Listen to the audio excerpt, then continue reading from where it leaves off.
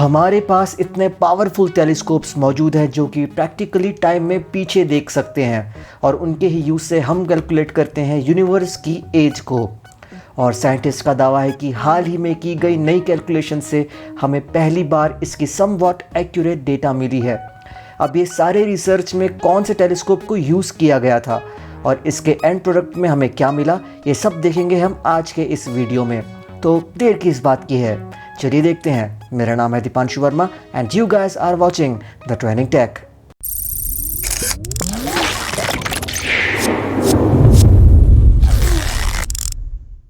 Telescopes का use हम सिर्फ दूर के ऑब्जेक्ट्स को देखने के लिए ही नहीं करते, बल्कि इसका यूज़ करते हैं हम हमारे यूनिवर्स की एज को कैलकुलेट करने के लिए भी।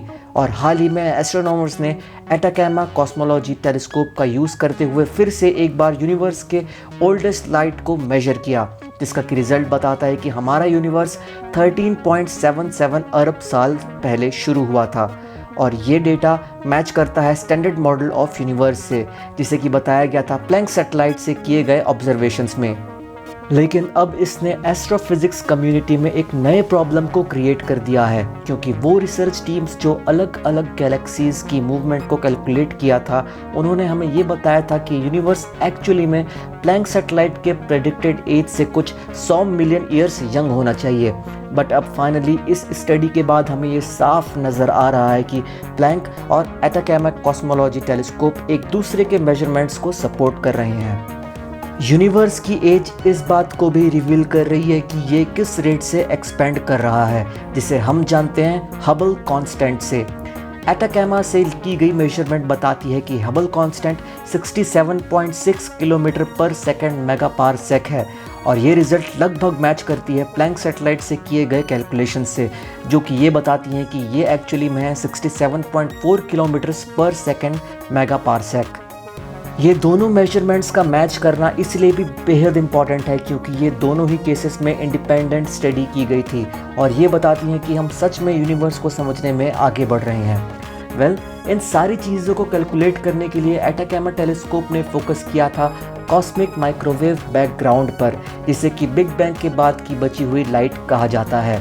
और ये बने थे जब यूनिवर्स की शुरुआत में पहली बार प्रोटॉन्स और इलेक्ट्रॉन्स ने आपस में मिलकर बनाया था फर्स्ट एटम्स को। और इसी कॉस्मिक माइक्रोवेव बैकग्राउंड में हो रहे फ्लक्चुएशंस को मेजर करने के बाद हमें मिलता है यूनिवर्स की सही एज।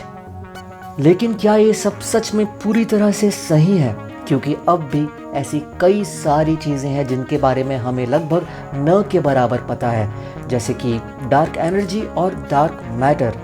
जैसा कि हम जानते हैं ऑब्जर्वेबल यूनिवर्स में अप्रॉक्सीमेटली 68% डार्क एनर्जी और 27% डार्क मैटर है। इसका मतलब ये कि हम जो भी चीज़ देखते हैं या फिर फील करते हैं या फिर जो भी फिजिकल चीज़ें हैं जैसे कि स्टार्स, गैलेक्सीज, ब्लैक होल्स, ये सब कुछ यूनिवर्स में सिर्फ 5% से भी कम हिस्से में कंट्रीब्यूट करते हैं। मैंने डार्क मैटर और डार्क एनर्जी के बारे में पहले ही एक पूरी डिटेल में वीडियो बना रखी है, जिसे आप डिस्क्रिप्शन में दिए गए लिंक पर जाकर चेक कर सकते हैं। आज के लिए इतना ही। आई होप कि आपको आज के हमारे वीडियो से कुछ नई चीज़ें जानने को मिली होंगी। अगर आपको हमारा ये वीडियो पसंद आए तो सब्सक्राइब करें हमारे यूट्यूब चैनल को और बेल बटन को प्रेस करना ना भूलें। और अगर आप चाहें तो हमें फेसबुक और इंस्टाग्राम पर भी फॉलो कर सकते हैं। See you guys in next video.